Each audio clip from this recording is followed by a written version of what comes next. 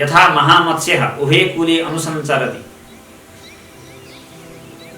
त्यहाँ भन्नुहुन्छ बृहदारण्यको उपनिषदमा ऋषि, जसरी ठुलो माछो कहिले तलाउको एउटा किनारमा कहिले तलाउको अर्को किनारमा आफ्नो इच्छा अनुसार कहिले यतातिर मुख निकाल्छ यता देखा पर्छ, कहिले अर्कोतिर मुख निकाल्छ अर्कोतिर देखा पर्छ, त्यसै गरी आत्मा पनि एउटा ठुलो माछो जस्तै छ। ठुलो माछोलाई त्यहाँ अरूको कसैको भय छैन। साना माछालाई त ठुलो माछोको डर हुन्छ। ठुलो माछोलाई कसको डर? आफ्नो इच्छा अनुसार यताउता गए जस्तो आत्मा पनि कहिले स्थूल शरीरमा मुख देखाउँछ, स्थूल शरीरलाई लिएर म भनेर प्रकाशित हुन्छ, अनि इन्द्रियद्वारा विषय भोग गर्छ, लीला गर्छ, काम ताप्छ, आनन्दसँग मस्त हुन्छ। फेरि त्यता सुटुक्क त्यहाँबाट फेरि डुब्छ, अनि अर्कोतिर अर्को मुख लिएर अर्को स्वप्न अवस्थाको भोग्य विषयलाई मानसिक शरीर लिएर अथवा सूक्ष्म वासनामय शरीर लिएर त्यहाँ मुख देखाउँछ, अर्थात् आफ्नो अस्तित्वलाई त्यहाँ प्रकाशित गर्छ। अनि त्यहाँका विषयलाई फेरि उताको घाम ताप्छ आनन्दसँग, भनेको त्यहाँ चाहिँ अनुकूल के विषय छन् त्यहाँको भोग गर्छ। कति कुरा त यस्ता हुन्छन् जागृतमा भोग गर्न नसकिने क्षतिपूर्ति गरेर स्वप्नमा भोग गर्छ।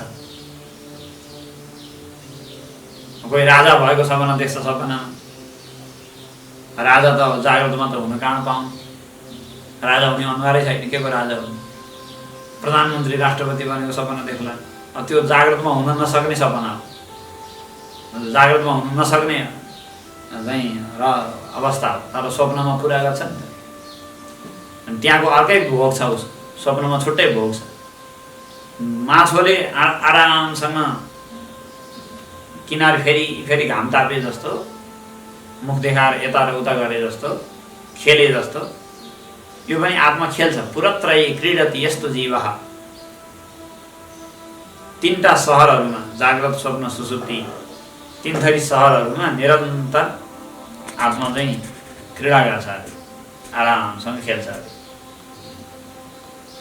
यस्तो चाहिँ निरन्तर विचरण गर्ने विभिन्न अवस्थाहरूमा आफू एक्लै आफू एक भएर अवस्थाहरू र शरीरहरूलाई फेरि फेरि विचरण गर्ने त्यस्तो आत्मा छ भनेर निरन्तर विचार गर्यो भने अनि यसबाट के हुन्छ भन्दा अपरोक्ष ज्ञान हुन्छ। त्यही भएर तत्त्व भनेको अपरोक्ष ज्ञानम तु अपरोक्ष साक्षात्कारस्तु समन्वयात् जागृतादि अवस्थामा अनुस्यूत भएको आत्मा छ भनेर बारम्बार विचार गर्नाले हुन्छ भन्ने अर्थ यसको चाहिँ गर्न पनि सकिन्छ। अथवा तत्त्व समन्वयातको भाष्यसँग मिल्दो अर्को अर्थ पनि यसरी गर्न सकिन्छ। अब जन्माद्यस्यतः र शास्त्रयोनित्वात् यी दुईटा सूत्रले योभन्दा अघि ब्रह्मको स्वरूपलाई बताए। जन्माद्यस्यतले जगतको कारणको रूपमा ब्रह्मलाई बतायो, शास्त्रयोनित्वाले शास्त्र प्रमाणद्वारा ब्रह्म सिद्ध हुन्छ भन्ने कुरा बतायो। तर त्यहाँ त शास्त्र प्रमाणद्वारा ब्रह्म सिद्ध हुन्छ भन्ने कुरामा चाहिँ विप्रतिपत्ति आयो, विवाद आइपर्यो। के विवाद आइपर्यो भन्दा कसैले शास्त्रद्वारा प्रधान जगतको कारण हो भनेर सिद्ध गर्छन्, शास्त्रकै प्रमाण दिन्छन्, वेदकै प्रमाण दिन्छन्। सांख्यको कारिका सांख्य सूत्रहरू पढ्ने हो भने वेदमा आएको प्रमाण दुई चारवटा प्रमाण मायाद्वारा सारा बन्छ भन्ने कुरो त्यहाँ मिलिहाल्छ शास्त्रमा। अनि दैवी हेसा गुणमयी मम माया दुरत्यया भनेर गीतामा पनि भगवानले मम माया भनेर भन्नुभएको छ। अनि तस्मिन् गर्भम दधाम्यहम सम्भव सर्वभूतानां ततो भवति भारत। मैले मायामा गर्भाधान गरेर मायाले चाहिँ जगत रूपी बच्चो जन्माउँछ भनेर त्यहाँ गीतामा भगवानले भन्नुभएको छ। मायाले मेरो गर्भलाई धारण गरेर अनि जगत रूपी बच्चो जन्माउँछ भनेपछि संसारको लागि त माया नै कारण हो। यस्ता यस्ता गीताका उपनिषदका वचनहरू ल्याउँछन् तिनीहरू। र जगतको कारण भनेको त माया हो, प्रधान हो भन्छन्। कसैले परमाणु नै कारण हो भनेर भन्छन्। विभिन्न थरी दर्शनमा विभिन्न थरी कारणहरूको जगत कारणको विषयमा आफ्नो मत सिद्धान्त छन्, शास्त्र प्रमाण दिएर भन्छन्। यसरी विभिन्न दर्शनहरूले आफ्नो सिद्धान्तमा शास्त्रलाई प्रमाणित बनाएर देखाएका छन्। कसरी अद्वितीय ब्रह्मलाई शास्त्रले प्रमाणित रूपमा देखाउन सक्छ? कसरी शास्त्र प्रामाण्य अद्वितीय ब्रह्ममा हुन सक्छ?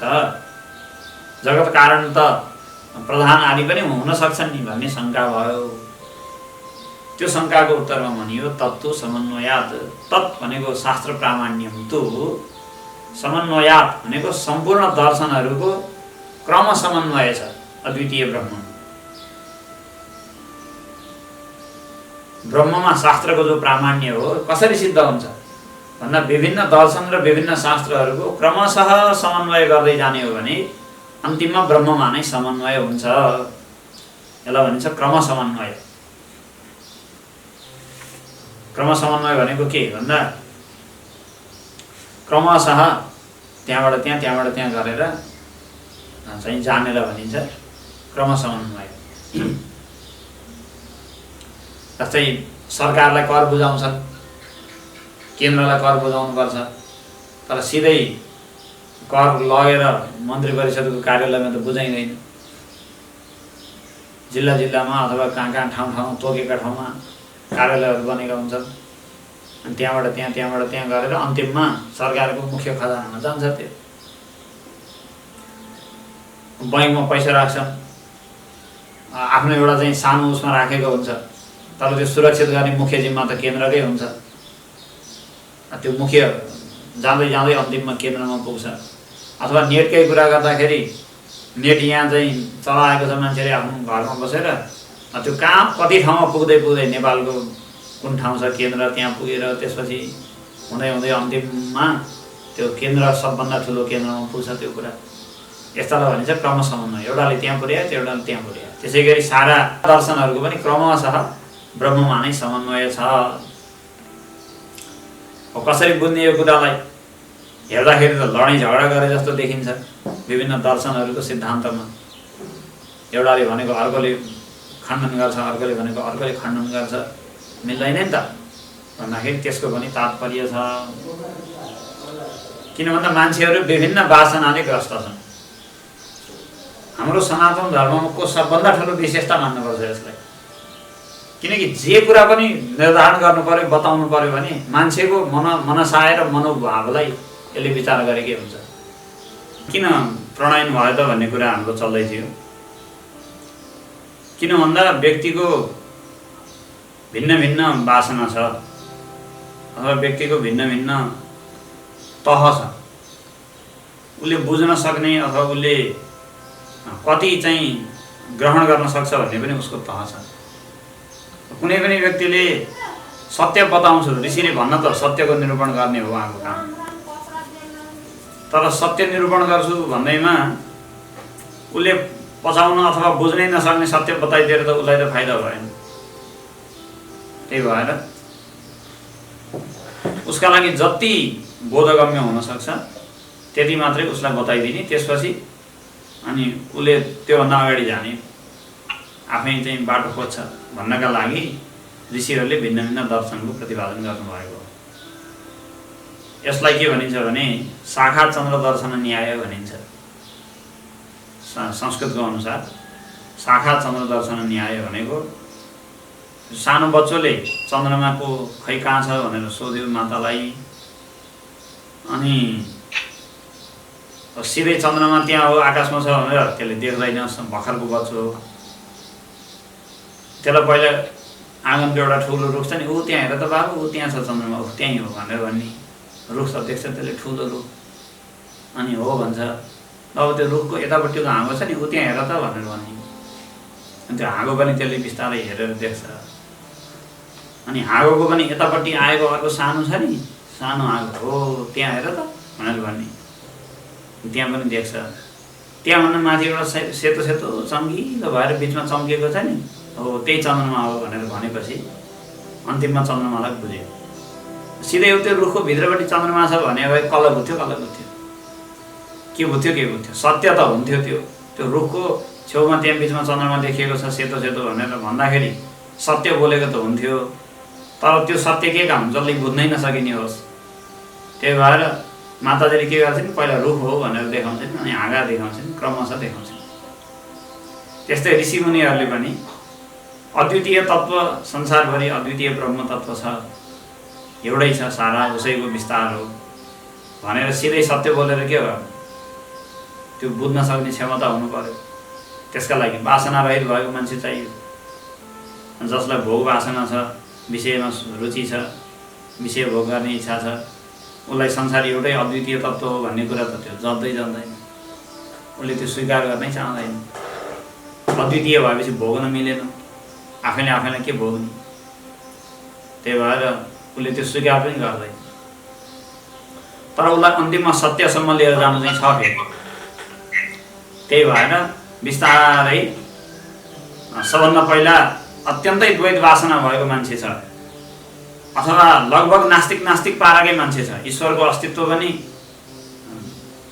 त्यति मान्ने खालको छैन, त्यस्तो मान्छेको लागि नास्तिक भावनालाई निराकरण गर्नु छ को लागि अनि न्याय वैशेषिक जस्ता एकदम प्रमाणलाई विवेचन गर्ने दर्शनहरू चाहिए।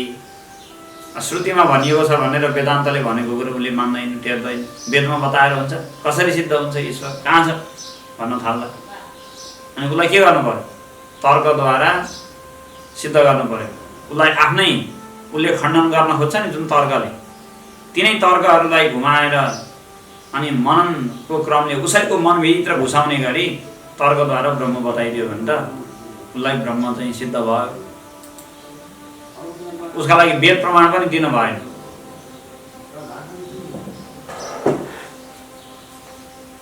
वेद प्रमाण पनि उसलाई दिन भएन। किन वेद प्रमाण दिनु भएन भन्दा उसले मैले किन त्यो वेद प्रमाणले भनेको सुन्ने नि भन्छ उसले। उसलाई आफ्नै तर्कद्वारा बुझाइयो भने बल्ल बुझ्छ। त्यही भएर तर्क प्रधान न्यायशास्त्र आवश्यक पर्यो। त्यसमा वेदान्तको केही काम लाग्नेवाला छैन। वेदान्तले अद्वितीय ब्रह्म ब्रह्म भन्छ, उपनिषदको प्रमाण दिन्छ, त्यसले सुन्दैन। त्यो त के का कुनै मुस्तुन्डे आएर पिटमार चाहिँ कुटपिट गर्न थाल्यो भने अब राम राम भनेर जप्ने साधुको के काम? वैफरीबाट रोक्न त चाहियो, त्यहाँ सुरक्षा नै चाहियो। भने जस्तै वैदिक धर्ममा नास्तिकहरूले प्रहार गर्छन्, वेदको प्रामाण्य नै छैन भनेर प्रहार गर्छन्। वेद प्रमाणै होइन, आवश्यक छैन, शास्त्र किन प्रमाण मान्न पर्यो, ईश्वर छैन भनेर भन्छन्। त्यो बेलामा वेदलाई अलिकति यसो पन्छाएर आफ्नै स्वतन्त्र तर्कको आधारमा पनि ईश्वरलाई सिद्ध गर्ने अथवा संसारको व्यवस्था बनाउने, शास्त्रको प्रामाण्य छ भन्ने कुरा तर्कको आधारमा सिद्ध गर्ने एउटा दर्शनको प्रक्रिया चाहिन्छ। वेदान्त मात्रै लिएर त्यहाँ पुग्दैन त्यस्तो बेलामा। त्यही भएर ऋषिहरूले तर्कशास्त्र पनि बताउनु भयो। जो नास्तिकलाई हटाएर आस्तिक भावलाई सिद्ध गर्न, ईश्वरको अस्तित्व सिद्ध गर्न आवश्यक थियो। त्यही भएर रचना गरियो। अब त्यसको शास्त्र बनाएपछि त त्यसको प्रक्रिया त आदिदेखि अन्त्यसम्म पुरै बनाउनु पर्यो। त्यही बनाउने क्रममा अनि द्वैतवादलाई आश्रय नलिकन हुँदै भएन। सिधै अद्वितीय तत्त्व त उसले बुझ्दैन। त्यही भएर द्वैतवाद नै सत्य हो भनेर भन्नु पर्यो, ताकि उसलाई तर्कद्वारा नै बिस्तारै ईश्वरको अस्तित्वलाई मान्ने मतमा ल्याउन सकियोस्। त्यो बेलामा द्वैतवादी, पक्का द्वैतवादी दर्शन चाहियो नास्तिक्य हटाउनका लागि। यसरी न्याय र वैशेषिक दर्शनको उपयोग छ नास्तिक सिद्धान्तलाई निराश गर्नका लागि, निराकरण गर्नका लागि। अब यसपछि ईश्वरको अस्तित्व तर्कद्वारा उसले मानेपछि अब अलिकति श्रद्धालु भयो, थोरै श्रद्धालु भइगयो त्यो। किन न्याय र वैशेषिकले मिलेर त्यसलाई इन्जेक्सन लगाइसके, त्यसको रोग अलिकति कम भइसक्यो, अलिकति श्रद्धालु भइसक्यो। अब अलिकति श्रद्धालु भएको मान्छेलाई मीमांसा दर्शनले ल धर्म छ, हेर परलोक छ, यस्तो गर्नुपर्छ भनेपछि अब बिस्तारै सुन्ने भयो नि त। ए हो रहेछ, ल पुण्य गर्नुपर्दो रहेछ, पुण्य गऱ्यो भने राम्रो चाहिँ अर्को जन्ममा राम्रो हुँदो रहेछ, अनि पाप गरियो भने नराम्रो हुँदो रहेछ भनेपछि धर्म कर्म गर्नुपर्छ होइन, यस्तो भनेर उसलाई चाहिँ लागेपछि अनि मीमांसा दर्शनले यस्तो कर्म गर, यस्तो गर र तिमीलाई विषय भोग्ने इच्छा छ नि त्यो पनि मैले पुरा गर्छु। हेर धर्मद्वारा यसरी यज्ञ गर्ने हो भने पैसा कमाउने, सन्तानहरू चाहिँ उत्पादन गर्नेदेखि लिएर आफ्ना विभिन्न बाधा, रोग व्याधा, शत्रु बाधा सबै नाश गर्ने विभिन्न उपाय मसँग छन्, ल गर आऊ भनेपछि ओ क्या फेला पारियो, कस्तो खुसी भनेर त्यो मान्छे एकदम धर्म यज्ञ याग आदिमा सबैमा रुचि राखेर चाहिँ त्यो मान्छे लाग्छ। त्यसपछि गर्दा गर्दै आफ्नो स्वार्थका लागि मात्रै भोग गर्ने, धर्मको प्रयोग गर्ने, आफ्नो स्वार्थका लागि मात्रै पैसा कमाउनु भनेर मात्रै लक्ष्मीको पूजा गर्ने यस्तो हुन्छ नि व्यापारीहरूको धेरै जसो। त्यस्तो गर्दा गर्दै भए पनि कमसेकम अलिअलि श्रद्धा बढ्दै बढ्दै गएपछि कहिलेकाहीँ अलिकति अलि सात्विक श्रद्धा पनि बढ्न सक्छ, होइन समाजको कल्याण अथवा आफ्नो भित्री मानसिक शान्ति, यसका लागि पनि केही गर्नुपर्ने हो। अलिकति अशान्त भयो मन, पैसा सैसा त भयो, भगवान्को पूजा आराधना पनि गरिन्छ, मनको अलिकति अशान्त भयो भन्छ बल्ल त्यसले। त्यो बेलामा आएपछि उसलाई अनि योग साङ्ख्य जस्ता दर्शनहरूको आवश्यकता पर्छ। योग दर्शन अध्ययन गर्यो अनि मन शान्त बनाउनु पर्यो, ल ठिक छ, तर मन यत्तिकै शान्त हुँदैन। पहिला प्राणलाई शान्त गर, पहिला शरीरलाई शान्त गर, अनि बिस्तारै अन्तिममा चित्तवृत्ति निरोध हुन्छ। हेर मन शान्ति हुनु सबभन्दा ठुलो हो भन्छ उसले। अनि अलिअलि मन शान्ति चाहिएको मान्छेलाई त त्यही उपाय खोजेको छ। जस्तै अहिले विदेशतिरको धेरै जसो पैसा, आविष्कार, धन सम्पदा, भौतिक वस्तुहरू टनाटन भरिएर पुरै छेतो खेलो छ, छ्यापछ्यापी, तर मन शान्त छैन। अनि मन शान्त हुनु नै सबभन्दा ठुलो हो भन्ने कुरा जसले भन्छ नि, त्यो दर्शनप्रति उनीहरूको असाध्यै रुचि छ। त्यही भएर योग दर्शन खुब प्रसिद्ध छ अहिले विश्वभरि, योग सिद्धान्त। किन भन्दा मन शान्त गर्नुपर्छ।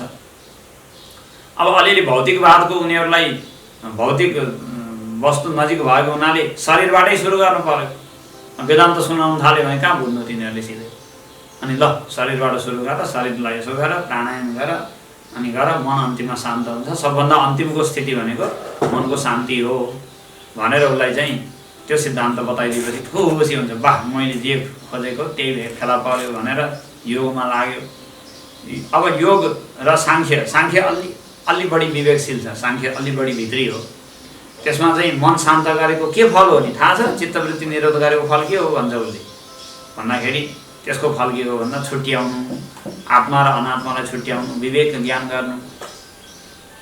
विवेक ज्ञान गर्नु भनेको आफू शरीर होइन भनेर बुझ्नु, यो चाहिँ फल हो है। ल यो गरेको ठिक छ, मनको निरोध गरेको कुरा, तर निरोध गरेर के बुझ्नुपर्छ? मनलाई निरोध गरेपछि के बुझ्ने हो भन्दाखेरि आफू चाहिँ शरीर होइन रहेछ, चाहिँ आफू शरीर इन्द्रिय भन्दा अलग हो, साक्षी हो, छुट्टिएर बुझ्नुपर्छ, विवेक ज्ञान हुनुपर्छ भनेर साङ्ख्यले बताउँदाखेरि अब अहिले आफूले उसले त्यति बुझ्नेसम्मको त्यो भयो। फोन आएको छ त्यसले कनेक्सन बिगार्छ भनेपछि त्यसले चाहिँ बल्ल त्यो मान्छेले बुझ्छ, ए मैले विचार विमर्श गरेर अलिकति आफूलाई अलग रूपमा पनि बुझ्नु पर्ने रहेछ भनेर उसले भन्छ साङ्ख्य। अनि सबै सिद्धान्त भइसकेपछि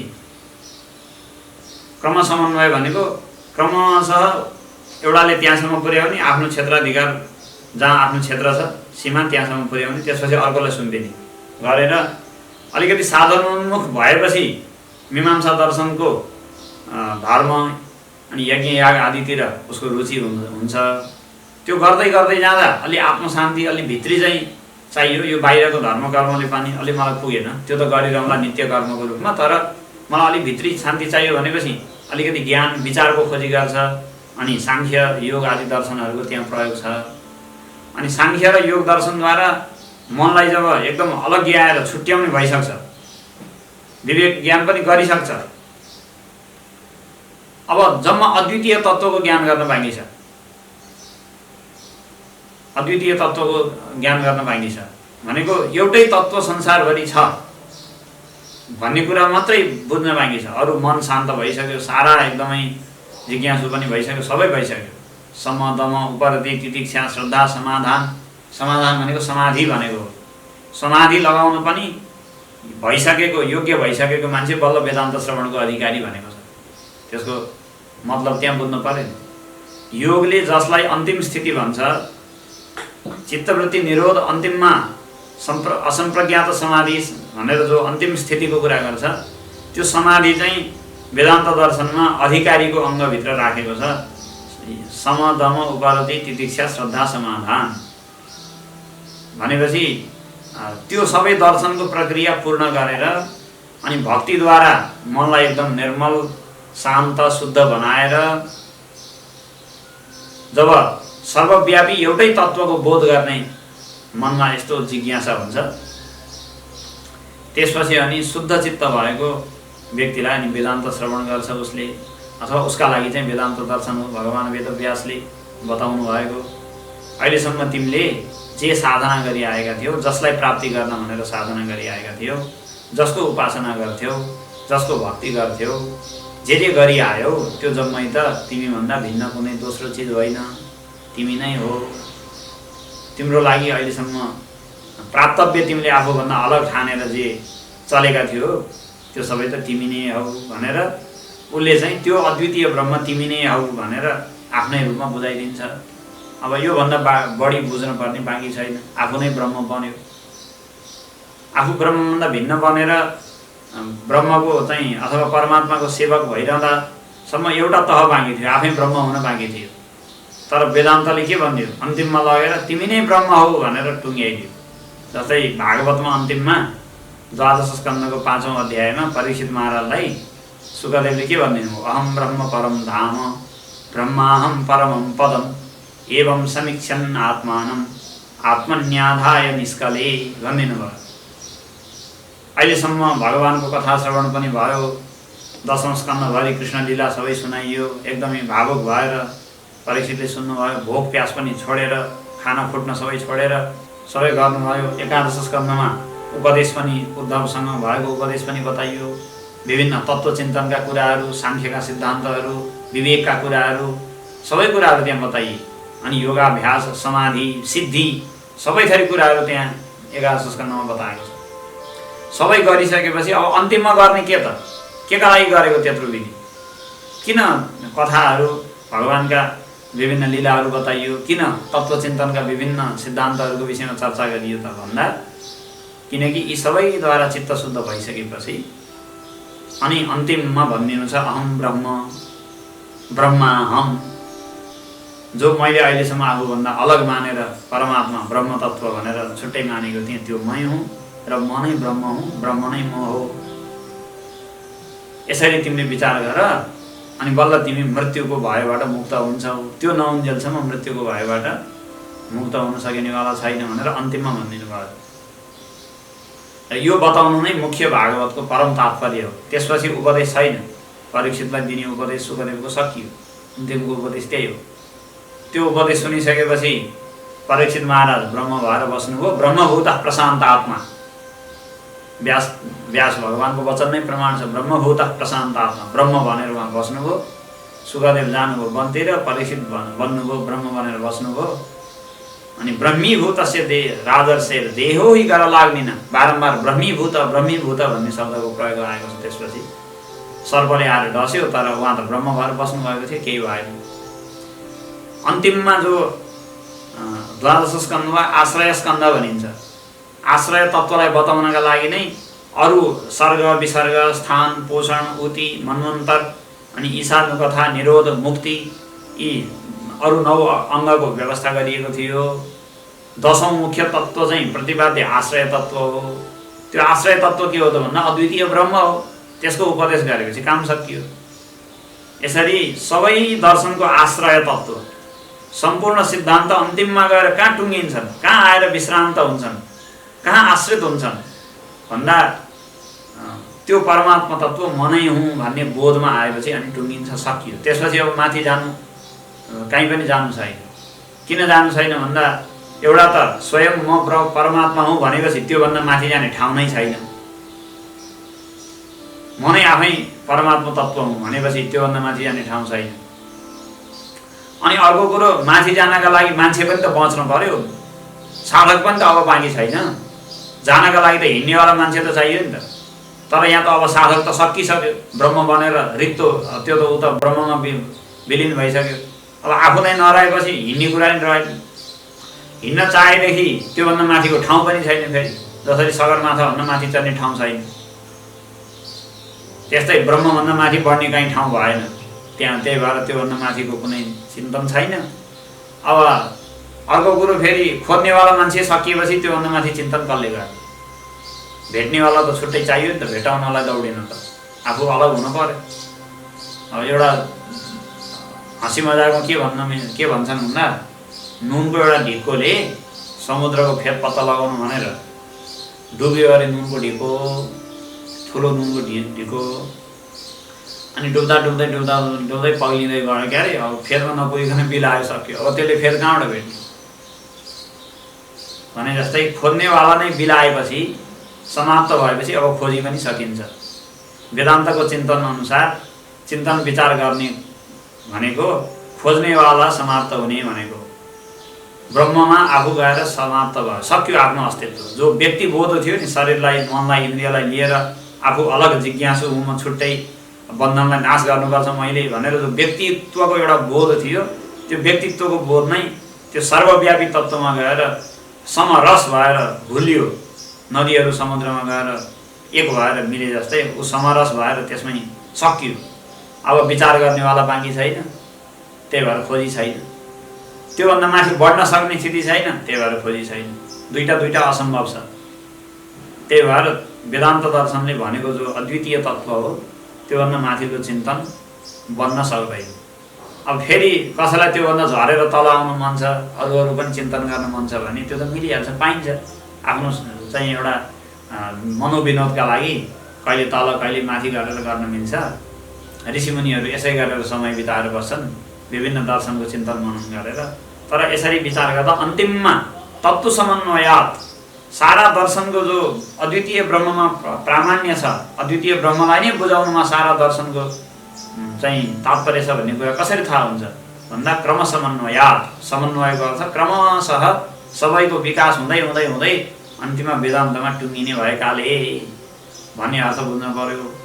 यसरी तत्त्व समन्वयातका विभिन्न अर्थहरू भाष्यसँग नबाज्ने गरी नयाँ चिन्तनहरू पनि गर्न सकिन्छ भन्ने कुरा हाम्रो भयो। ओम पूर्णमदः पूर्णमिदं पूर्णात् पूर्णमुदच्यते पूर्णस्य पूर्णमादाय पूर्णमेवावशिष्यते। ओम शान्ति शान्ति।